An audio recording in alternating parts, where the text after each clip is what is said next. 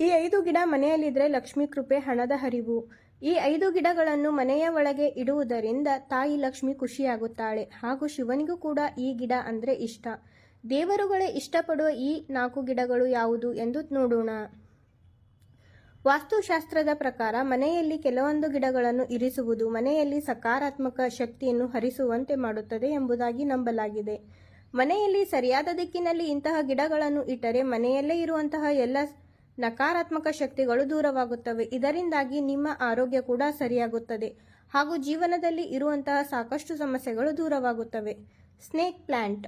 ನೀವು ಜೀವನದಲ್ಲಿ ಸಾಕಷ್ಟು ಕಷ್ಟಪಡುತ್ತಿದ್ದೀರಿ, ಆದರೆ ನೀವು ಪಡುತ್ತಿರುವಂತಹ ಪರಿಶ್ರಮಕ್ಕೆ ಸರಿಯಾದ ಪ್ರತಿಫಲ ಸಿಗುತ್ತಿಲ್ಲ ಎಂದಾದಲ್ಲಿ ನೀವು ಮಾಡಬೇಕಾಗಿರುವಂತಹ ಮೊದಲ ಕೆಲಸ ಇದು. ಹೌದು, ಮನೆಯಲ್ಲಿ ಮೊದಲಿಗೆ ನೀವು ಸ್ನೇಕ್ ಪ್ಲಾಂಟ್ ಅನ್ನು ತಂದು ಇಡಬೇಕು. ಇದರಿಂದಾಗಿ ನೀವು ಮಾಡುತ್ತಿರುವಂತಹ ಕೆಲಸ ಅಥವಾ ವ್ಯಾಪಾರದಲ್ಲಿ ಉತ್ತಮವಾದ ಪ್ರಗತಿ ಕಾಣಲಿದೆ.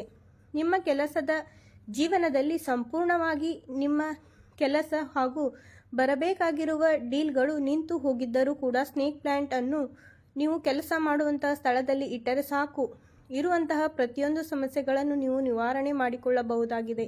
ವಿದ್ಯಾರ್ಥಿಗಳು ಈ ಗಿಡವನ್ನು ತಮ್ಮ ಸ್ಟಡಿ ಟೇಬಲ್ ಮೇಲೆ ಇಟ್ಟುಕೊಳ್ಳಬೇಕು. ಕೆಲಸದವರು ತಮ್ಮ ಕೆಲಸದ ಸ್ಥಳದಲ್ಲಿ ಇದನ್ನು ಇಟ್ಟುಕೊಂಡರೆ, ವ್ಯಾಪಾರಸ್ಥರು ತಮ್ಮ ವ್ಯಾಪಾರದ ಸ್ಥಳದಲ್ಲಿ ಇದನ್ನು ಸರಿಯಾದ ವಾಸ್ತು ಪ್ರಕಾರ ಇರುವಂತಹ ದಿಕ್ಕಿನಲ್ಲಿ ಇಡುವ ಮೂಲಕ ಸಮಸ್ಯೆಯನ್ನು ದೂರ ಮಾಡಿಕೊಳ್ಳಬಹುದಾಗಿದೆ. ಮೋಹಿನಿ ಗಿಡ. ಮೋಹಿನಿ ಗಿಡವನ್ನು ಇಂಗ್ಲಿಷ್ನಲ್ಲಿ ಜೆಡ್ ಪ್ಲಾಂಟ್ ಎನ್ನುವುದಾಗಿ ಕರೆಯಲಾಗುತ್ತದೆ. ಇದನ್ನು ಮನೆಯಲ್ಲಿ ಇಡುವುದರಿಂದ ಮನೆಯಲ್ಲಿ ಸುಖ, ಶಾಂತಿ, ನೆಮ್ಮದಿ ಕುಟುಂಬಸ್ಥರಲ್ಲಿ ನೆಲೆಸಲಿದೆ. ಒಂದು ವೇಳೆ ನಿಮ್ಮ ಮನೆಯಲ್ಲಿ ಪ್ರತಿ ಬಾರಿ ಜಗಳ ಹಾಗೂ ಅಶಾಂತಿಯ ವಾತಾವರಣ ನೆಲೆಸಿದ್ದರೆ ಈ ಗಿಡವನ್ನು ಸರಿಯಾದ ದಿಕ್ಕಿನಲ್ಲಿ ಇಡೋದರ ಮೂಲಕ ಅವೆಲ್ಲವನ್ನು ಕೂಡ ಕಡಿಮೆ ಮಾಡಬಹುದಾಗಿದೆ. ಈ ಗಿಡವನ್ನು ಮನೆಯಲ್ಲಿ ಇಡುವುದರಿಂದ ಎಲ್ಲ ಅಶಾಂತಿ ಹಾಗೂ ನೆಮ್ಮದಿಯನ್ನು ಹಾಳು ಮಾಡುವಂತಹ ಶಕ್ತಿಗಳು ದೂರವಾಗಿ ಮನೆಯಲ್ಲಿ ಕುಟುಂಬ ಸದಸ್ಯರ ನಡುವೆ ಅನ್ಯೋನ್ಯತೆ ಹೆಚ್ಚಾಗುತ್ತದೆ. Money plant.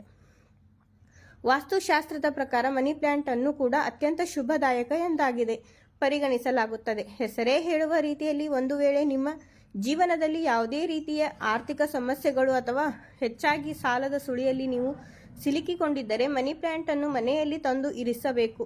ಇದರಿಂದಾಗಿ ನಿಮ್ಮ ಜೀವನದಲ್ಲಿ ಕಂಡುಬರುವಂತಹ ಪ್ರತಿಯೊಂದು ಆರ್ಥಿಕ ಸಮಸ್ಯೆಗಳನ್ನು ನೀವು ದೂರ ಮಾಡಿಕೊಳ್ಳಬಹುದಾಗಿದೆ. ಸಮಾಜದಲ್ಲಿ ಪ್ರತಿಯೊಬ್ಬರೂ ಕೂಡ ಹಣದ ವಿಚಾರದ ಮೇಲೆ ಇದನ್ನು ಬಳಸಬಹುದು. ಗಿಡ ಬಳ್ಳಿ. ಈ ಗಿಡವನ್ನು ಮನೆಯ ಬಳಿ ನೆಡುವುದರಿಂದ ನಿಮ್ಮ ಜೀವನದಲ್ಲಿ ಧನಾತ್ಮಕ ಪರಿಣಾಮಗಳ ಜೊತೆಗೆ ಧನ ಆಗಮನ ಕೂಡ ಹೆಚ್ಚಾಗಿ ಕಾಣಲಿದೆ. ಇದನ್ನು ನೀವು ನಿಮ್ಮ ಮನೆಯ ಬಳಿ ನೆಡುವುದರಿಂದ ಧನದ ಅಧಿದೇವತೆ ಆಗಿರುವಂತಹ ಕುಬೇರ ಹಾಗೂ ಶ್ರೀ ಮಹಾಲಕ್ಷ್ಮಿ ಇಬ್ಬರು ಕೂಡ ಪ್ರಸನ್ನರಾಗುತ್ತಾರೆ. ತಲೆ ಕೆಡಿಸಿಕೊಳ್ಳಬೇಕಾದ ಅಗತ್ಯ ಇರುವುದಿಲ್ಲ. ಇದು ನಿಮಗೆ ಆರ್ಥಿಕ ಸಮೃದ್ಧಿಯನ್ನು ನೀಡುವ ಕಾರಣದಿಂದಾಗಿ ಯಾವುದೇ ಕಾರಣಕ್ಕೂ ಇದರ ಮೇಲೆ ಧೂಳನ್ನು ನಿಲ್ಲಲು ಬಿಡಬೇಡಿ. ಇದು ಎಷ್ಟು ಶುಚಿಯಾಗಿರುತ್ತದೆಯೋ ಅಷ್ಟು ಹಣದ ಹರಿವು ನಿಮಗೆ ಸಿಗಲಿದೆ.